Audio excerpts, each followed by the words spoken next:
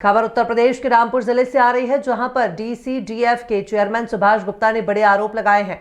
मामला भ्रष्टाचार से जुड़ा लग रहा है। 20-25 साल से बिल्डिंग निष्क्रिय है, लेकिन कागजों में चल रहा है कार्य। इसके लिए जिलाधिकारी को भी पत्र लिखा जा चुका है। ये मामला किसानों के भी हितों से जुड़ा है। वहीं केंद्र की मोदी सरकार और यूपी की योगी सरकार जहां किसानों के हितों में किसानों की आय बढ़ाने में प्रयासशील है, वहीं रामपुर का ये मामला सरकार के दावों पर भी सवाल खड़ा करता है।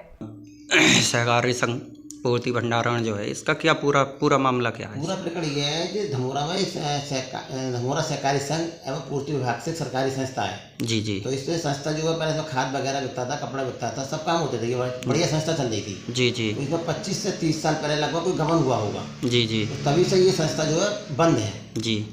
इसमें कोई काम ना तो कपड़ा बिक रहा है, ना खाद बिक रहा है, ना कुछ हो रहा है। जी जी। मैं भी पिछले 5 साल इसमें डायरेक्टर रहा था, उससे 5 साल डायरेक्टर रहा था। जी। तो मुझे पिछले लगभग सन 2018 से 2023 तक मैं इसका डायरेक्टर रहा हूँ। जी। उस टाइम मैं भी डायरेक्टर था, मेरी पत्नी भी डायरेक्टर थी और मेरे मामा भी डायरेक्टर थे और बहुत लोग मिलने वाले मेरे डायरेक्टर थे।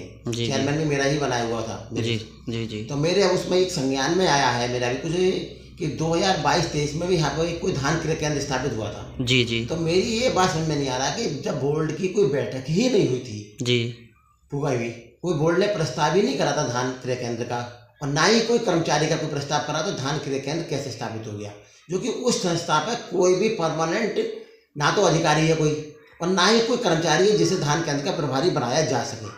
मगर 22-23 में मैं एक बैठक बोर्ड की मात्र जब चुनाव होने के बाद पहली बैठक हुई थी मात्र 2018 में। जी जी। उसके बाद पूरे 5 साल कोई बैठक नहीं हुई थी बोर्ड की, और ना ही हमारे कहीं संज्ञान में आया कि कोई कुछ ऐसा होना है। जी। तो मेरे ये संज्ञान है कि 22-23 में भी इसमें धान क्रय केंद्र स्थापित हो गया, और अब 24-25 में भी एक यहाँ पे धान क्रय केंद्र स्थापित हो गया। जी जी।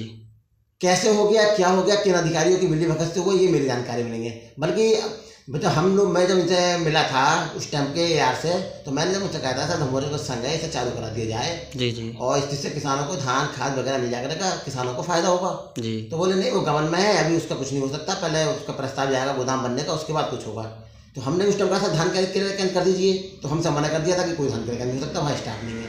तो 2022-23 में 24-25 में कैसे धान क्रय केंद्र स्थापित हो गया, क्यों हो गया, इसमें क्या मंशा है विभाग के अधिकारियों की, यहाँ पे कोई बड़ा घोटाला करने की है मंशा है क्या, कि समझ में नहीं आता कैसे धान क्रय। तो सर ये 22-23 में भी इस प्रकार से हुआ है, जब आपकी कोई बैठक नहीं हुई, विभाग की कोई बैठक नहीं हुई, जब आपकी सर्वसम्मति से ये काम नहीं हो पाया, तब आज ये कैसे हो सकता और आपको किन लोगों पर शक है? मुझे तो बताओ, सरकारी जो इसके सहकारिता विभाग के जो अधिकारी हैं या